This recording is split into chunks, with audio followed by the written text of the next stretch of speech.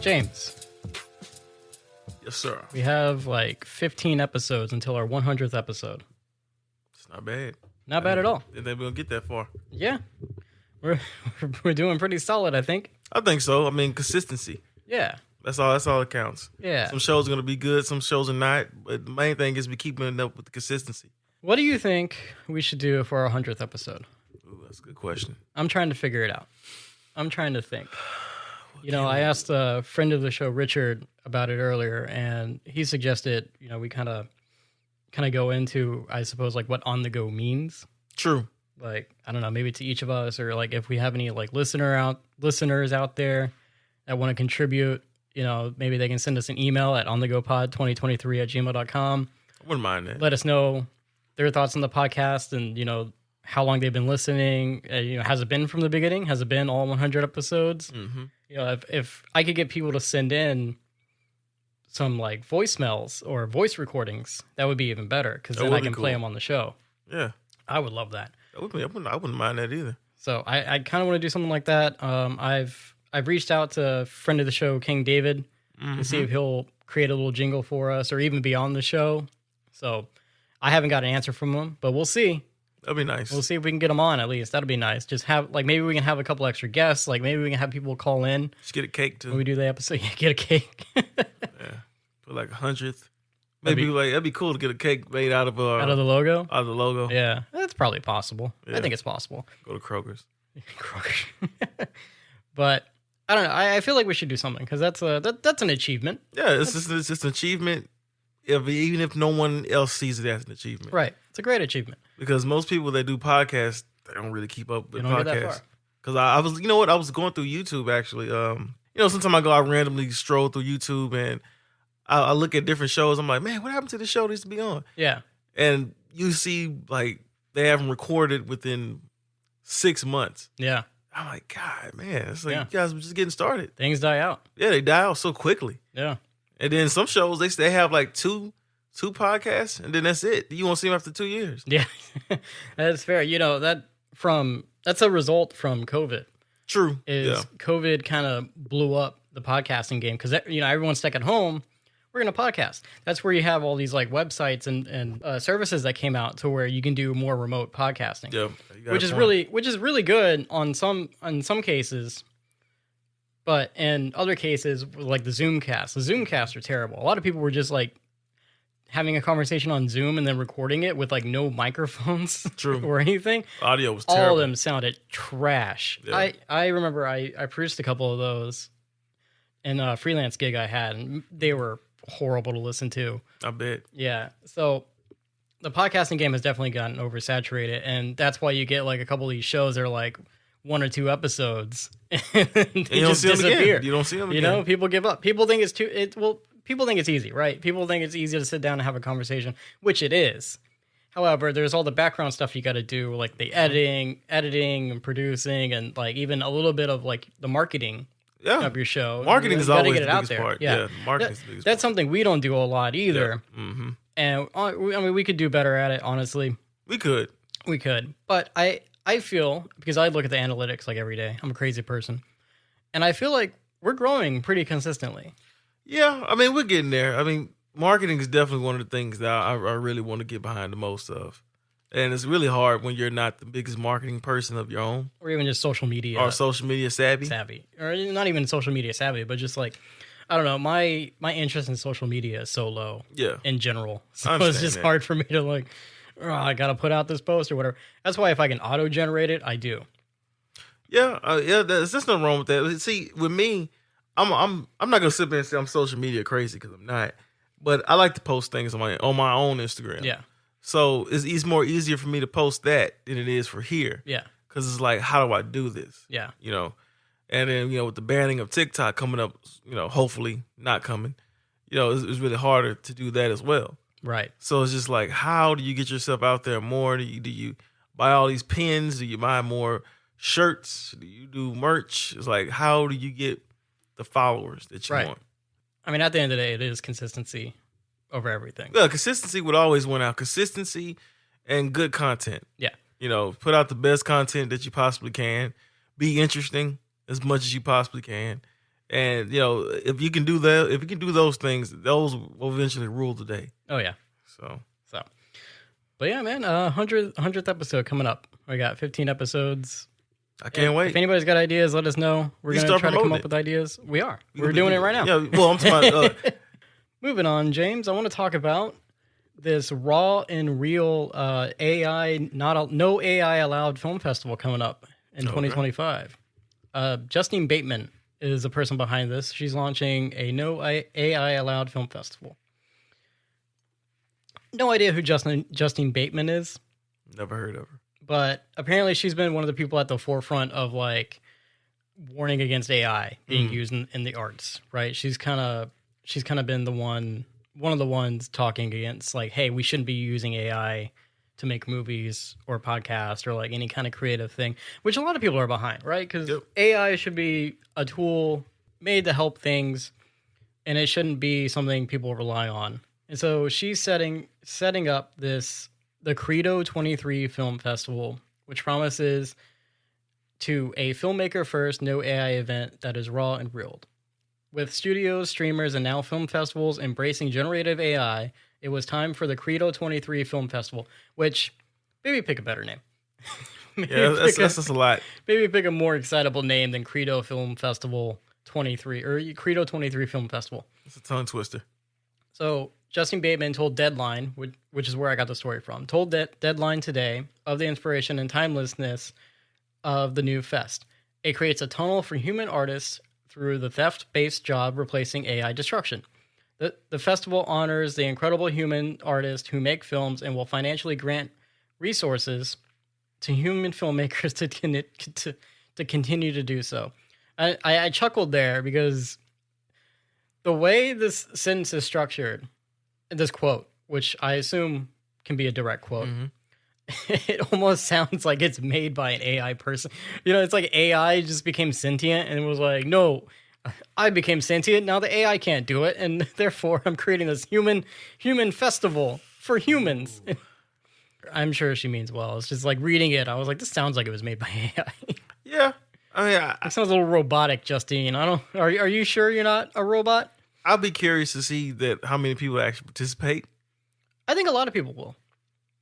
Because let's be honest, even AI is easier to use, but some of these AI programs, in order to use them, you still need to shell out a fair amount of money for it. True. As well. And if you're doing like an independent film festival thing, you don't got the extra cash to spend on AI, right? Yeah. What's more important, your equipment or the AI? True. Which, I mean, I guess you could also argue AI would eliminate the need for the equipment depending on what you're trying to use it for. And where is this being held again? Los Angeles. Oh, okay. That's about right. Yep.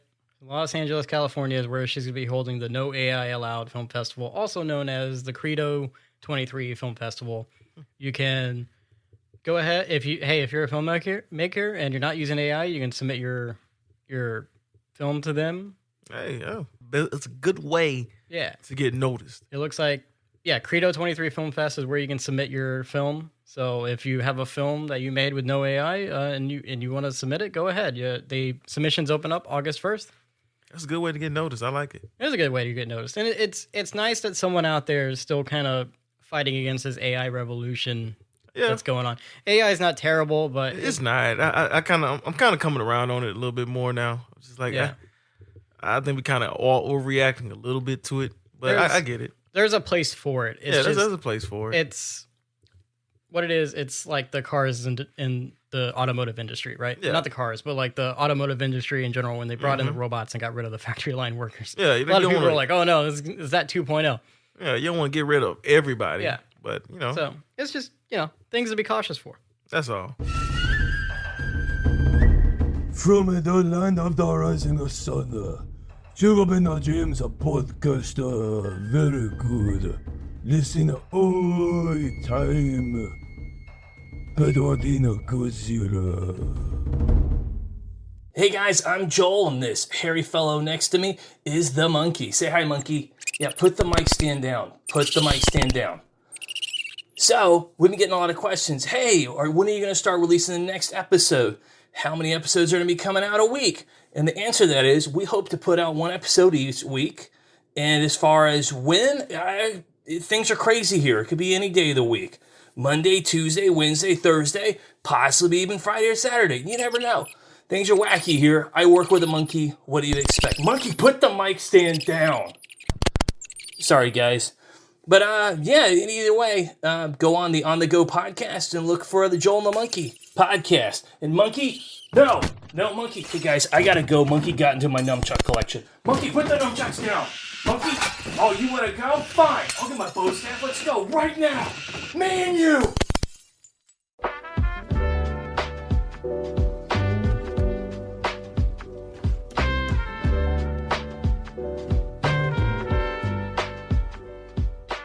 I got another story here, James. It's not AI related. Okay. Did you ever watch the movie Nobody? Yes. What did you think of it? That's what my guy from Breaking Bad, right? Breaking Bad and The Doc. And the doc, yeah. I liked it. I thought it was pretty much like cut of the mill, just like John Wick or any of these type of movies, or Equalizer. You're right. It is like a John Wick. Yeah, it falls in the same line with those movies. Equalizer was a normal guy.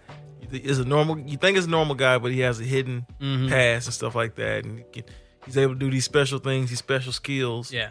Pretty much like Taken too. I forgot to add that in there. He was too. also like a boring house dad. He's a boring house dad. Family didn't respect him. You've seen him before. Yeah, and then eventually he just like snapped on some thugs. But it was still a good movie though. Yeah, it was a great movie. I really enjoyed his. Bob Odenkirk. Bob Odenkirk. Yeah, Bob Odenkirk. Sorry. Bob Odenkirk. Yeah. Yeah. So apparently, James, they're making a sequel. Which we saw that coming. Yeah. Do you think it needs a sequel? Not really, but you know, it was a surprise hit. So because it came out like in January. That is true. I think it was like during COVID. During COVID, yeah. Or around the time of COVID. I remember I watched it around that time-ish. Mm-hmm. So I enjoyed it when I watched it, but I didn't think it warranted a sequel. But then again, I also didn't think John Wick needed a sequel. And True. here we are. Equalizer. 4 to 5 films later. But apparently Sharon Stone is joining the cast. And oh, really? Yeah. There's really not much of a plot detail on this. I just saw it earlier this week, and the biggest news story out of this was they're making a sequel to Nobody. I'm all for it. Yeah, I'm all for it. Like I said, I loved it the first time when I saw it, and I still watch it a lot on Amazon Prime. Well, also too, it was a surprising role for Bob Odenkirk to be in because he comes from sketch comedy. Yep. Originally. He did the Mr. Show with David Cross, I believe. Yep. It's like when those two kind of got their start, and they did like sketch comedy on the independent film channel there. And plus, you're so used to him playing like a shady person. Yeah, Better Call Saul and Breaking Bad. Yep. So, I mean, Breaking Bad, he was more of the comedic character, and then Better Call Saul was more of like the drama side. But still, you're right. You're not used to seeing him play like this super serious action dude. Mm-hmm. And he's a little older for an action star. Yeah, maybe he had that heart attack. If I'm not mistaken. He did have a heart attack. Yeah, he had a heart attack. Yeah. So, yeah, I just thought it was interesting. They're making a sequel to that. I really didn't expect that. Yeah, that's pretty nice. Yeah. While we're talking about movies that's getting made and stuff like that, Blumhouse actually I think they finally greenlit, I guess you could say, for Todd McFarlane's Spawn movie. Oh, I saw something about that earlier. Yeah, it's finally gonna get some. I didn't know they greenlit it. I just saw something about a. Well, I shouldn't say they greenlit it. I shouldn't say they greenlit it, but they finally got a script for it. It's called King Spawn, from an actual comic. So, yeah. Hang on, let me try to pull it up. I shouldn't say greenlit. This is not greenlit, but it's under Blumhouse. Spawn movie reveals its official title, King Spawn. Blumhouse and Todd McFarlane's Spawn movie finally has an official title. Jason Blum's horror movie company revealed the title along with what seems to be part of a logo on X Twitter. King Spawn. Okay, so we got a font. It's not a logo. Yeah, I don't know why they said logo. I mean, it's the closest thing to a logo, but it's the font. It's the font of the movie. Yeah.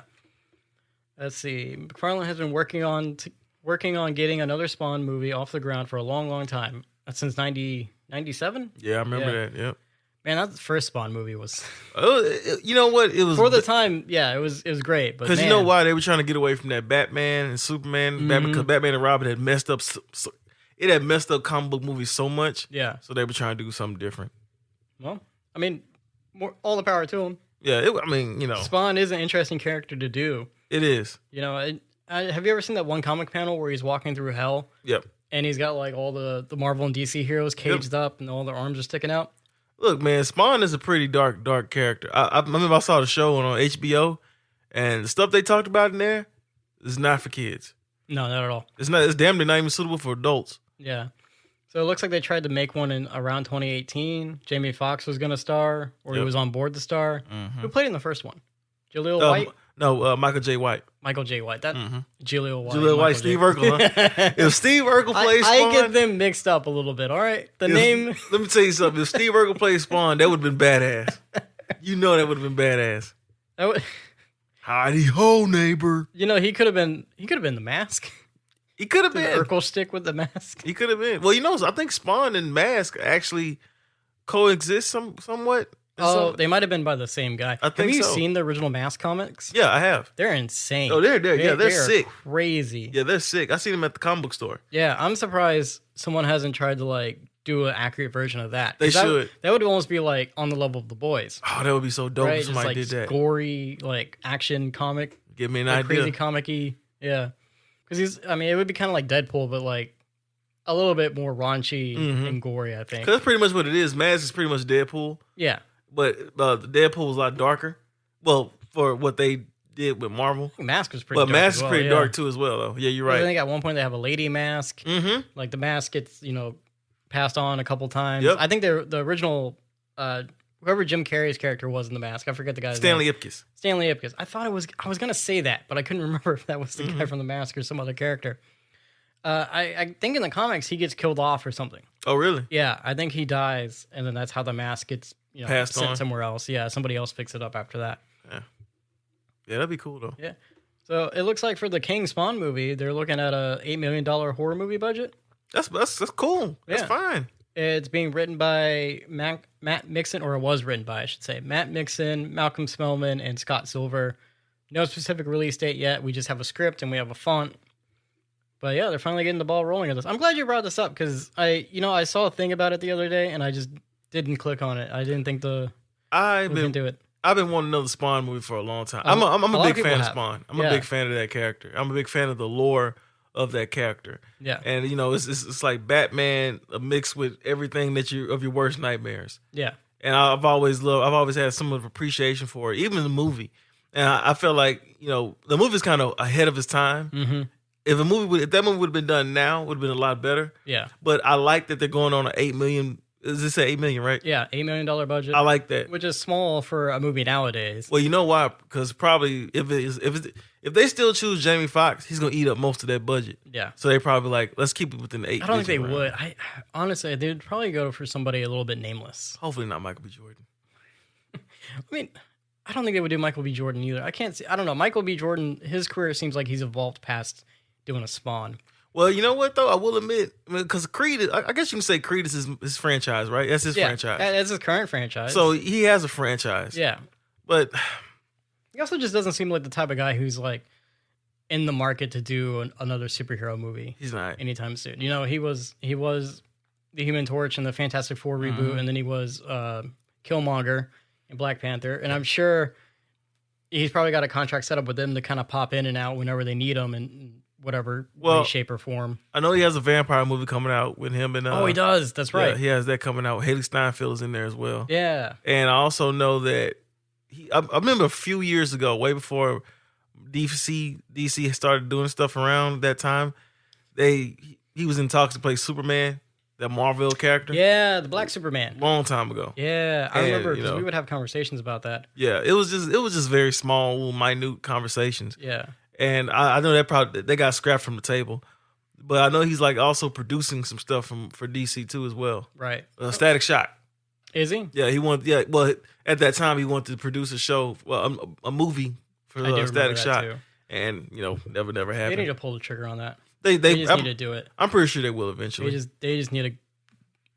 That would make money. That would probably be DC almost on the same level of DC's Deadpool and Wolverine movie. Oh yeah, without Right. a doubt. That'd be amazing if you can get that done. Yeah, that and Batman Beyond. Batman I've been Beyond. saying it. Yeah, I'll those- say it until they finally do it. But those are the two movies that are gonna get the money. Oh, don't get me started on Batman Beyond. Yeah. But yeah, no, like I said, I'm perfectly fine with another Spawn movie. It's been needed. You know what? I want that more than I want Hellboy.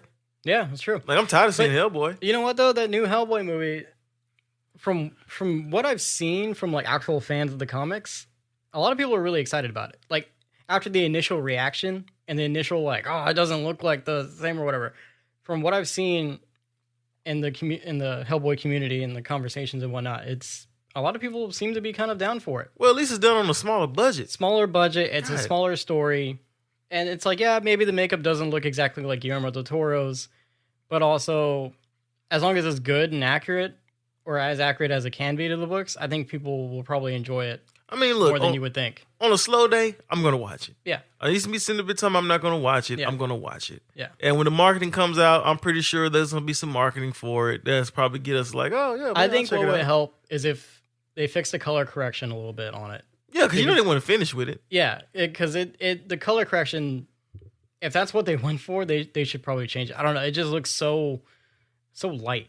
So it's almost black and white, but not quite. And maybe that is the artistic direction they're going with. But I'm cool with it if it is. But the comic books aren't like that, you know? Mm-hmm. Yeah, it's true. So I don't know. I think if they fix that a little bit, and they gave us kind of a better trailer or a better look at it, I think a better trailer would be nice. I think more people would be more excited for it. But you know, this got to be it though, right?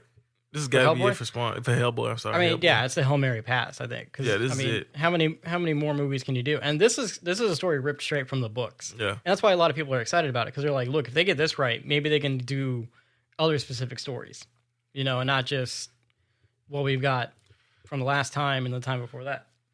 Let me ask you a question. So we've had coming out. They're doing Crow, Hellboy, Spawn is on the table.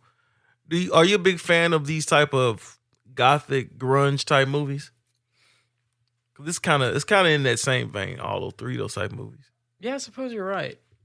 Those grunge. I mean, they definitely fit a vibe. I don't think they're bad. They're cheap to make. Yeah, they're on the cheaper side to make. They're more gritty and grounded, and I think that's a nice break in the colorful, goofy comic book movies. Look at Zack Snyder's Justice League. Yeah. His DC universe, when he was kind of behind it. People did kind of like the grittiness of it. You know, it was something different, and also in a time where all the Marvel stuff is like happy-go-lucky, really comedic almost. To have that other brand kind of be the polar opposite of it was kind of a nice and a breath of fresh air. Yeah. And since James Gunn's DCU is going to go back to the more traditional comic book kind of style, like it will be nice to have that break up in your comic book films, your more pop culture films at this point, really. It looks like he's going to have like more of a balance. I think James is going to have more of a balance with it. Yeah. And that's what Zack Snyder needed, was more of a balance. Yeah, I mean, he tried. All of his stuff was like pretty dark in scale. I mean, I think Aquaman was more. I was about to say the lightest Aquaman. He's had. I mean, because like Wonder Woman was pretty gritty in times. Suicide Squad. Yeah, well, I mean, Shazam was also pretty lighthearted. Yeah, it was. I don't know. It's a long story with that. Yeah, but yeah, I'm totally okay with this type of gritty horror. You know what? Anytime you can make a movie that's cheap, I'm all for it. Because I'm just getting tired of these. We talked about this last year. These $300 to $400 $1 million movies is just ridiculous. Well, a lot of that also comes from the casting. That's the problem with these high budget films. It's like it's not high budget because they spend all the money on the sets and the background. That's part of it, though. Stuff. It's part of it. But then when you look at the names in the movies, you're like, oh, that's where the money went. Yeah, well, you got the names and you also got the marketing. Yeah, like Mission Impossible is gonna be ballooned up to like $400 million. Yeah, because that's marketing alone. Yeah, and insurance on Tom Cruise. Insurance on Tom Cruise. To be honest, yeah. So anytime you can do an $8 million movie, and people are like, if you do an $8 million movie, it's gonna look horrible. No, it's not. Yeah. No, it's not. There's ways to do it. We've done it before. Yes, we've done it before the movies got to this budget. Like you can still do practical effects and make it look good. You can do a Spawn movie that's $8 million. Yeah. So in fact, Spawn with less effects would probably be better. They're probably even better. I love Jacob and James on the go podcast because I can listen to it in the car or at home or on the go. It's just super easy. You know what I mean?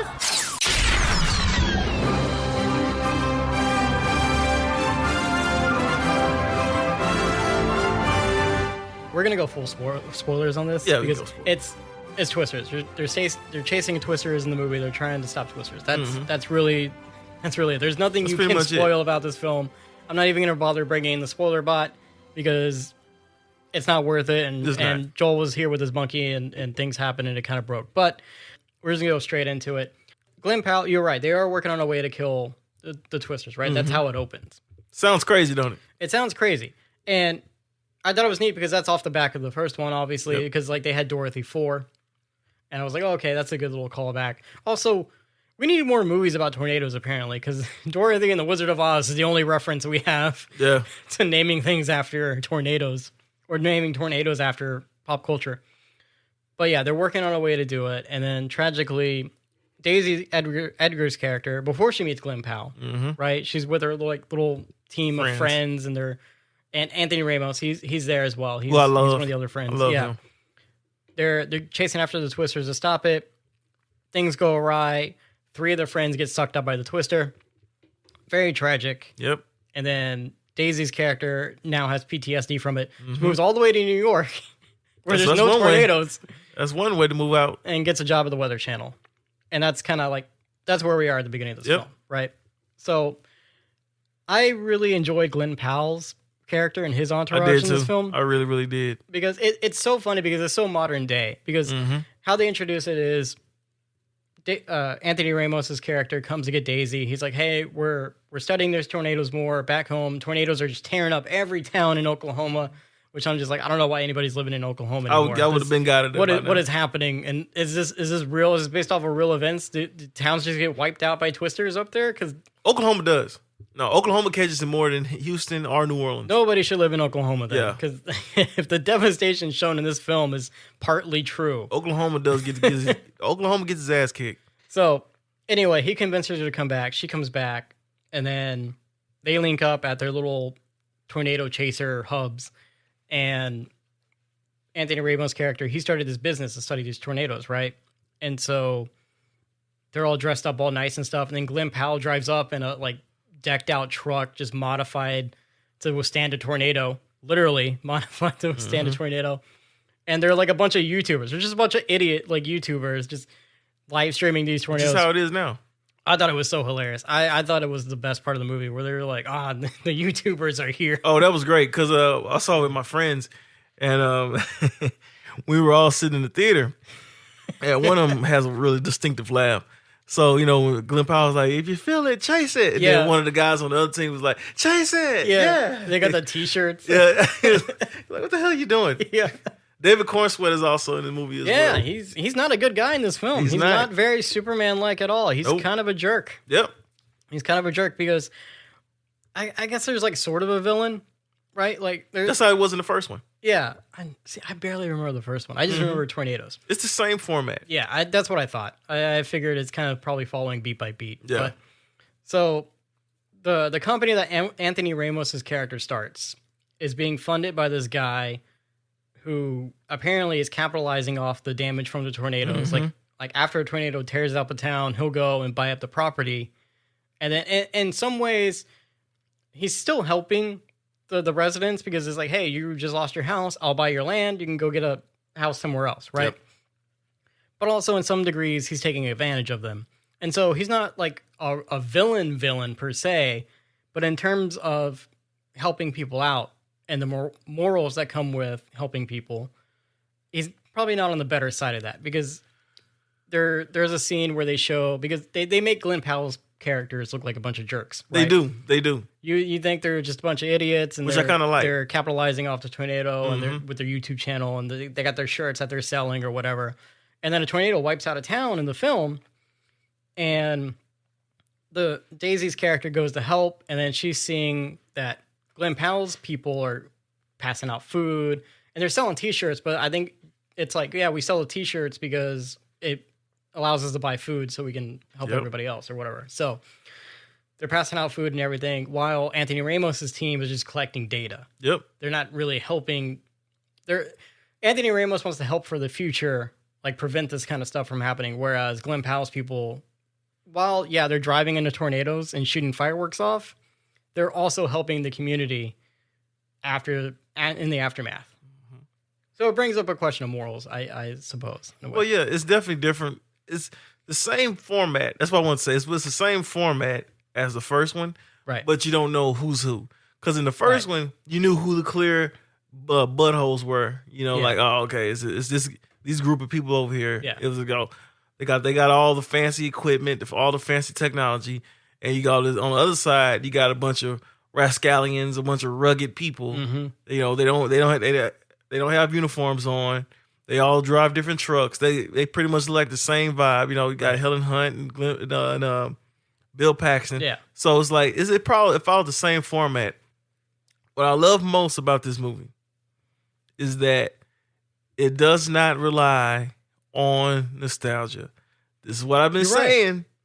You were very right. This is what I've been saying. It's a good legacy sequel that doesn't rely on, hey, remember this from the first movie? Exactly. I mean, essentially, the remember this from the first movie bit is the tornadoes. Yep, that's it. That's it. That's really all it is. Like, and hey, Dorothy. Yeah, remember Dorothy and the tornadoes? Yeah, we did it again. But the movie's called Twister, so what do you expect? They did really well with making it more modern. Yep. Without making it what some people would call like woke, right? Yeah. They didn't try to like insert identity politics or anything into this film. So if you're not into identity politics, it's not here at all. Not here at all. The cast is diverse, and you're gonna get that in modern day films.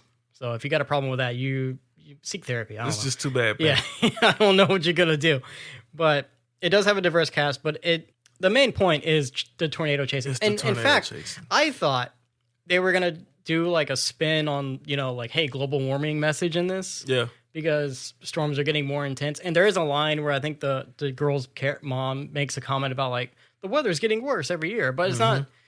It's so just thrown in there. It's thrown in there. You would never notice it. It doesn't feel forced. It doesn't feel like out of place. It goes along with the script very well. And if that's the way you want to look at it, you can. If not, that's fine too. There's not a message to this. The only message is tornadoes happen, and we're trying to stop tornadoes in this film, in this fictional movie. And like I say, that's what I love most about this movie. And that's the problem I have with Ghostbusters. Yeah. Ghostbusters had all this stuff that was thrown in that last Frozen Empire. I couldn't tell you how disappointed I was with that movie because it was just so much stuff that was just shoot in with the good stuff that you could have had, and you would have took out all the other bad stuff. Twister did so much of a good job with that. Very well. I cannot tell you how much I was so happy about. It could have been so easy for them to say, well, this is Helen Hunt's daughter. Yeah. No, we don't know if anybody's related to anybody. They could have really done that. I really didn't. I don't know. I couldn't tell. Oh, it was easy. They could easily done that, man. They could have made the mom Helen Hunt. You know it. You know they could have did been, that. and the mom might have been like a character mentioned or something in the first movie. Because I remember in the first movie they went to this lady's house and she was always making food. Yeah, making the food. And they referenced that in the beginning of this one where it's like, where Daisy is like, oh hey, my mom said after this we're gonna get barbecue. Yeah, that's the only reference to like a past character in this film, and that's only if you know. Like, what's that scene with Philip Seymour Hoffman? Food, yeah, food, yeah. I love that part. I see it on Instagram all the time. That's funny. Food, but yeah, that's the only reference. I mean, you don't need to see the first one to see this one to understand. And to be fair, it is a movie about tornadoes. Like, it would be really dumb to just be like, if you didn't see the first one, have fun trying to figure this one out. Did you like it? I loved it. It was a great movie, and we saw it in too. 40X, James. And let me tell you, You saw it in 40X? we saw it in 40X, Where? and at this Greenway location over here. Greenway has 40X now? Greenway has 40X, and let me tell you, James, I don't think they have those chairs calibrated just yet. Because we almost got thrown out of the damn chairs like so many times in that movie. I don't remember 40X being that intense. I know it's a little intense. Oh yeah, it's intense, man. But this movie was cranked up to 11. Oh, I bet. I'm like dead serious. We needed seatbelts. Oh, I bet. That is not me overselling this movie for this format. It was insane. I mean, look, if there was any indication, man, people have been selling out to see this movie. No, we were going to see it Monday. We were going to see it at the other location, the Marquee, right? We were looking online for tickets. Almost sold out except for 2 seats. So Khadijah looked at Greenway. She's like, Greenway has more seats. Let's go there. I was like, all right, cool. Or no, I think she looked for like a later show, and the 7 p.m. show was already sold out on a Monday. On a Monday, this movie was selling out seats. Yeah. Freaking insane. Well, it's the perfect ride. It really is. It's a perfect ride. You ever see those things on Instagram where you got those weather rides where they show you what it feels like to be in a real tornado or a real flood? Yeah. That's why people wanted to see this movie, because it was like, This is a perfect 40X No, movie. This was insane. And part of the reason why I say I think the chairs were over-calibrated or not calibrated just yet is because just before the movie actually started, they do the 40X thing where they show you how 40X is done, which is very tame compared to the rest of the stuff, by the way. They show you that, and then they do a 40X trailer, and the 40X trailer was Deadpool and Wolverine.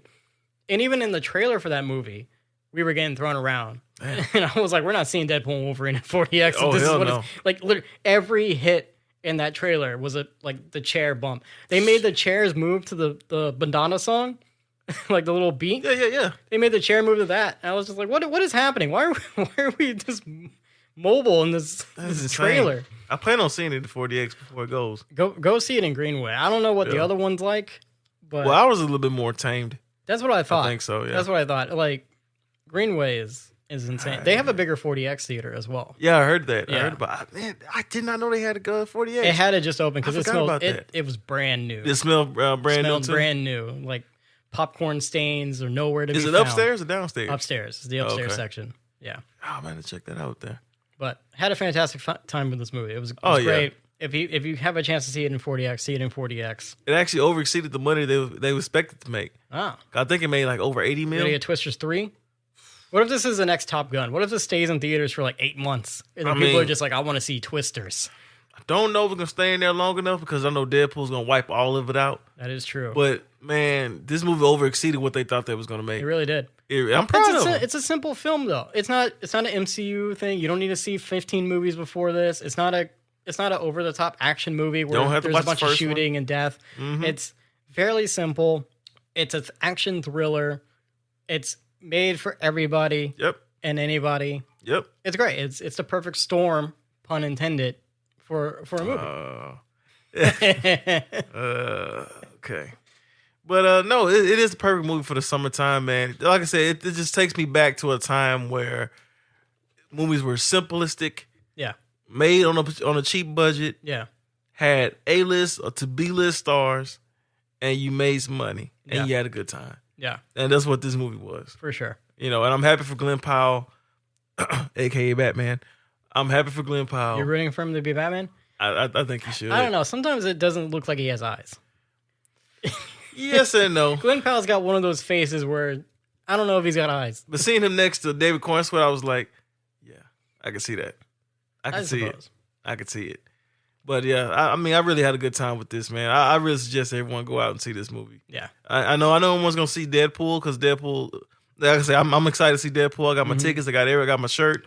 I'm ready to roll. The thing about Deadpool, though, and I guess like this, you could almost say the same for this, but kind of not really, is Deadpool has the nostalgia factor from Hugh Jackman coming back for Wolverine. True. That is the only thing selling out the Deadpool movie. Oh, is yeah, without a the doubt. Wolverine edition.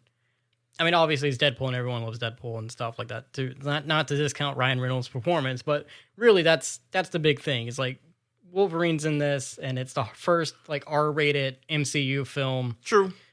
So that's what it's got going for this. Twisters, if you've seen the first one, you're probably gonna want to see this one. But outside of that, I think it stands up on its own just fine. Oh yeah, no, it stands up on its own. You don't need to watch the first one. No. This for some people, this could be your first one. I mean, there's no reason for it not to be. It's not even called Twister 2, It's right? called It's just called Twisters. So it's a movie that stands out on the soundtrack is good. And I don't even like country music, but I actually do like the music for this movie a lot. Yeah. And then, you know, it's pretty good. And then the last bit here I have is they originally filmed a kiss scene between Glenn Powell and a Daisy at the end of the movie, right? Because there's that scene where she's going back to New York and he runs to the airport, and it's kind of a play on those like cheesy romantic comedy movies, right? And so in the final cut of the film, they hear a report that there's a storm coming in, so he just grabs her bags and then she decides to stay. Mm-hmm. And the original cut, there was a kiss, and I think even Steven Spielberg had a note to be like, leave out the kiss. I'm glad they did, because Daisy's character alone in that film has a lot of crap to work through. Like she's still dealing with the PTSD of losing her friends 5 years ago. She's still dreaming about her boyfriend that died. And Anthony Ramos has a crush on her too. Anthony Ramos has a crush on her. Basically, the comment that was made was Daisy's character's story was not the meet a man and fall in love or like have a kiss with somebody. Daisy's story was to tackle her fears, right? Like go back into chasing the Twisters and like coming home and kind of getting over that traumatic experience. And Steven Spielberg was like, if you have them kiss, it makes it seem like that's what the movie was leading up to. Yep.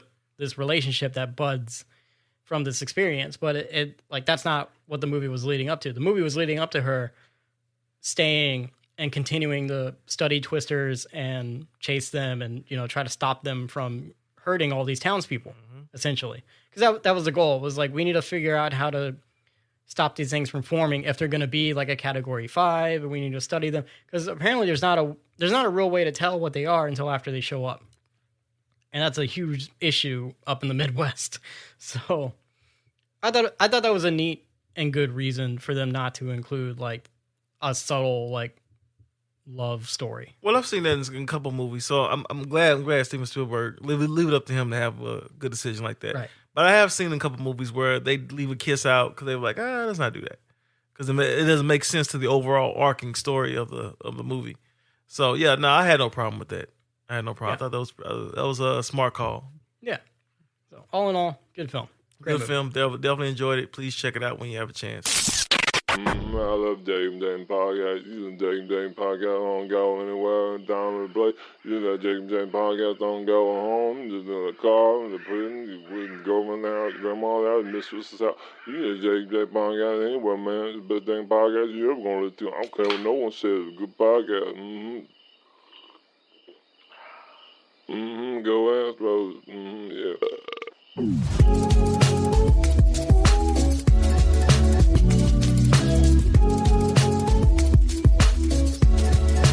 And you know what? As we transition, you know, we were talking about Deadpool too. I'm very excited to see Deadpool, by the way. I'm hearing so many good things about it.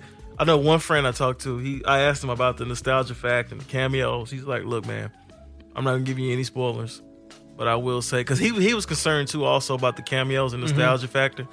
He said they are placed in there very, very strategically. Okay. Well, that's And good. I was like, that's exactly what I wanted. That's good. That's exactly what I wanted. It's like, that's all I ever wanted. And I feel sort of bad because I've been talking so bad about this movie. Not so much talking bad. Well, it's skepticism, right? It's skepticism, but also it's really Marvel. just like, what are we in for? Yeah, what are we in for? Is it just going to be, Ryan Reynolds times 10, or is it going to be MCU times 10? Like, what are we really looking at here? And I have heard really great things as well. Yeah, it makes me so happy, man, because I really want to love this movie because I love Deadpool, I love Ryan Reynolds, I love Hugh Jackman, I love everything about that Marvel has been doing up to this point. Well, and also it's okay to be worried about what a film's gonna, what a film plot's gonna be before you go into it. From what we've seen, it could have easily just been like Deadpool kills the Fox universe, right? So from what it seems like, it's not entirely that. No, it's not that, and some of that is also on me too as well because. Listening to certain people and reading the tea leaves, be careful. You end up getting yourself into this trap where you're like, oh, this is going to be a bunch of bull. Well, it's also just being jaded. And being jaded. The MCU's got that problem going for them right now. It's like they're in that position where you did great, and then you kind of let your audience down, and now your audience is just very like weary of what's coming next. But also too, this is Ryan Reynolds. It is Ryan Reynolds. He fought hard for Deadpool originally. He's been fighting hard for it. And like I said before, when you're passionate about a project, it tends to do a lot better. It is true. When it's not so much a money grab, it is true. It helps. And you can also let it get away from you. We've seen that before as well. So I'm very happy for what I've heard. I cannot wait to see this movie. Oh yeah. I definitely want a keychain or something like that. They had I saw some popcorn buckets at Regal and they got like Wolverine on one side and Deadpool on the other. Well, that's cool. I was like, that's freaking dope. They're like little statues. That's really cool. Yeah. That's really dope. $35. Oh my God. Yeah. $15 with a discount.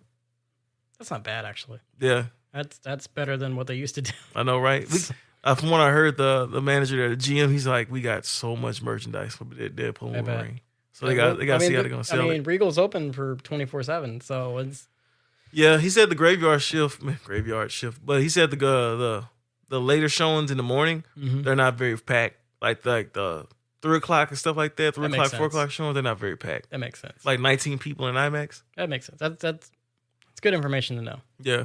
So that's all I got. That's all you got? Yep, that's all I got for today. Hey, that's all we got. So if you want to email us, you can email us at onthegopod2023@gmail.com. Please let us know what you think we should do for our 100th episode. It's coming up here in a few weeks, something like that. 15 episodes until 100. So just let us know. If there's anybody out there willing to send in a voicemail or a voice message, that'd be great. Really appreciate that. If you're a true blue listener, just let us know how long you've been listening, what you like about the show, maybe what you don't like about the show. Maybe let us know what we can kind of adapt and change in the future. You can also find us on Instagram. It's On The Go with Jacob and James. It's all one word. You can find us individually at James9794. You can find me at jacobdantone.audio. And you can find us on YouTube, On The Go with Jacob and James. It's all one word. We put out new episodes every Monday and Friday. And on YouTube, we have clips coming out on Wednesdays and Sundays. Doing all kinds of things over there. Just follow us, like us, subscribe to us, ring the bell. Do all the things you need to do to keep us around. Without further ado, I'm on the go. James is on the go. We're all on the go.